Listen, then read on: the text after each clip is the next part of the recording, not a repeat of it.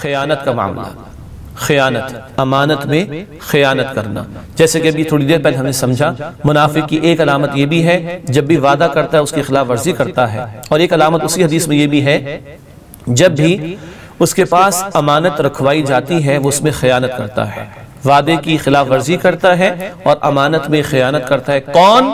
منافق، منافق۔ اور اللہ کے نبی علیہ السلام کی دوسری حدیث بہقی شریف میں آپ علیہ السلام نے فرمایا کہ لا ایمان لمن لا امانت لہ، اس کا کوئی ایمان نہیں جو اپنی امانت کی پاسداری نہیں کرتا۔ لا ایمان لمن لا امانت لہ، اس کا کوئی ایمان نہیں جو اپنی امانت داری کی روش پر قائم نہ رہے، جو اپنی امانت کا پاس نہ رکھے۔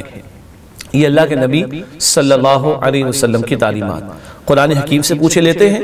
قرآن حکیم جنت الفردوس والوں کی صفات بیان کرتے ہوئے فرماتا ہے، جیسے کہ تھوڑی دیر پہلے آیت پیش کی گئی سورۃ المؤمنون کے آغاز میں، وَالَّذِينَ هُمْ لِأَمَانَاتِهِمْ وَعَهْدِهِمْ رَاعُونَ، اور وہ لوگ ہیں کہ جو اپنی امانتوں اور اپنے وعدوں کا لحاظ رکھتے ہیں۔ تو جنت الفردوس چاہتے ہو تو اپنی امانتوں کا لحاظ رکھنا۔ اللہ رب العالمین مجھے اور آپ کو اس کی توفیق عطا فرمائے۔ ان اللہ لا يحب الخائنین، بے شک اللہ تعالیٰ خیانت کرنے والوں کو پسند نہیں فرماتا۔ اللہ کا کسی کو پسند نہ فرمانا، اس کا کیا مطلب؟ وہ بندہ اللہ کی رحمت سے دور، اللہ کے فضل سے دور، اللہ کی نظر کرم سے دور۔ اس سے بڑھ کر ذلت اور رسوائی کیا ہوگی بندے کے لیے کہ بندہ اللہ کی رحمت سے، اس کے کرم سے، اس کے فضل سے، اس کی عطا سے، اس کی نعمت سے دور کر دیا جائے۔ ان اللہ لا يحب الخائنین، بے شک اللہ سبحانہ وتعالی خیانت کرنے والوں کو پسند نہیں فرماتا۔ تو یہ منافق کی علامت کہ خیانت کرتا ہے، یہ ایمانداری کے اگینسٹ بات ہے کہ بندہ خیانت کرنے والا ہو۔ فرمایا اس کا کوئی ایمان نہیں جو امانت کی پاسداری نہیں کرتا، اور ایمان نہ ہو تو بندے کو نجات آخرت میں کیسے ملے گی؟ اور اللہ تعالیٰ خیانت کرنے والوں کو پسند نہیں فرماتے۔ ناظرین کرام، یہ بھی غور کرنے کی ضرورت ہے، امانت کسے کہتے ہیں؟ کیا صرف روپے پیسے کے معاملے میں امانت؟ آپ نے میرے پاس لاکھ روپے رکھوا دیا، میں نے آپ کو واپس کر دیا۔ آپ نے فلاں شے میرے پاس رکھوا دی، میں نے آپ کو واپس کر دی۔ یہ تو امانت ہے ہی ہے، لیکن کیا امانت اتنی ہی ہے؟ نہیں، امانت کا بڑا وسیع تر تصور ہے ہمارے دین میں۔ چنانچہ کبھی حدیث میں ذکر آیا کہ مجالس جب ہوتی ہیں، گیدرنگز ہوتی ہیں، اس میں کچھ مشورے ہوتے ہیں۔ المجالس بالامانہ، یہ مجلسیں یہ بھی امانت ہیں، اندر کی بات کو باہر لیک آؤٹ نہیں کیا جائے گا۔ اعتماد کر کے ڈسکشن ہوا تو اعتماد کو ٹھیس نہ پہنچانا۔ اس کی تفصیل میں اور جائیں تو بہت سارے پہلو آتے ہیں۔ آپ نے مجھ سے کہا کہ میرا سلام فلاں کو پہنچا دو، تو یہ بھی امانت ہے۔ میرے پاس ایک ذمہ داری ہے، میں اس کی تنخواہ لیتا ہوں، میں جاب کرتا ہوں، میں تنخواہ دیتا ہوں 20,000 30,000 50,000 لاکھ روپیہ، 8 گھنٹے اب میرے پاس وہ امانت ہے۔ کیا میں 16 آنے درست اپنی ذمہ داری کو ادا کر رہا ہوں کہ نہیں؟ یہ امانت کا تقاضا ہے۔ اب ہو یہ رہا ہو کہ تنخواہ تو میں پوری لینا چاہتا ہوں، مگر ٹائم میں ڈنڈی مارتا ہوں، کام میں ڈنڈی مارتا ہوں۔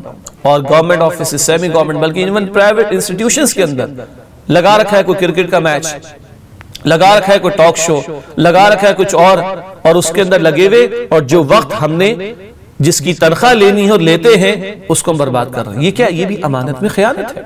میں کہیں ذمہ دار بنایا گیا، مجھے کچھ اتھارٹی دی گئی ہے، مجھے کچھ ایسٹس دیے گئے، مجھے کچھ فیسلٹیز دی گئی ہیں ادارے کے لیے، یا اگر گورنمنٹ کے ادارہ تو عوام کی بہبود کے لیے۔ میں اب اس سیٹ کا غلط استعمال کروں، اختیار کا غلط استعمال کروں، ان ایسٹس کا مس یوز کروں، فیسلٹیز کا مس یوز کروں، تو میں نقصان کر رہا ہوں قوم کا۔ اور ہاں، جو قومی اداروں میں ہوں، حکومتی اداروں میں ہوں، اور عوام کہ ٹیکسز پر وہ ادارے چلتے ہوں، وہاں بیٹھ کر کوئی خیانت کرنے والا ہے، وہ پوری قوم کا مجرم ہے۔ دیکھیے، ایک شخص کسی عام کمپنی میں جاب کرتا ہے، بلکہ کمپنی میں نہ کہیے، ایک آفس میں جاب کرتا ہے جو ایک شخص کی ملکیت میں ہے۔ یہاں اگر ڈنڈی ماری جائے تو ایک شخص کا نقصان ہوتا ہے، ٹھیک ہے؟ اور اگر کوئی بڑی کمپنی ہو جہاں شیئر ہولڈر زیادہ ہو تو زیادہ نقصان ہوگا، اور کوئی قومی اداروں کے اندر ہو اور وہاں نقصان کیا جا رہا ہے اس طرح کا، تو پوری قوم کا نقصان کیا جا رہا ہے۔ یہ اتنا بڑا معاملہ، تو پھر یہ خیانت، یہ حقوق العباد کی کوتاہی کا معاملہ بھی ہو جائے گا۔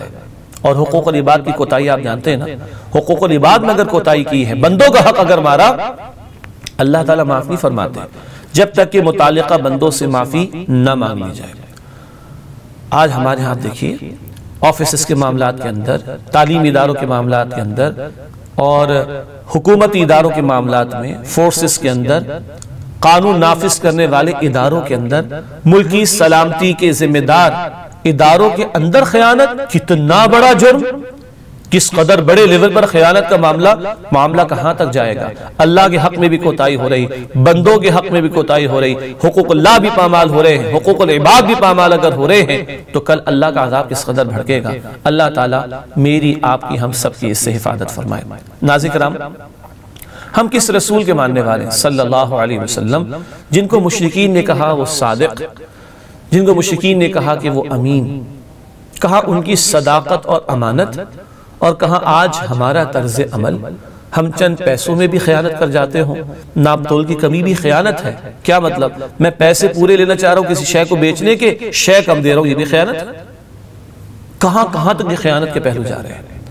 تو ہم جس رسول علیہ السلام کو مانتے ہیں وہ تو صداقت کا پیکر، وہ تو امانت کا پیکر، اور ہم ان سے محبت کے دعوے دار بھی ہوں، اور ہمارا طرز عمل ایسا ہو تو وہ تو فرما رہے کہ لا ایمان لمن لا امانت لہو، اس کا کوئی ایمان نہیں جو امانت کی پاسداری نہیں کرتا۔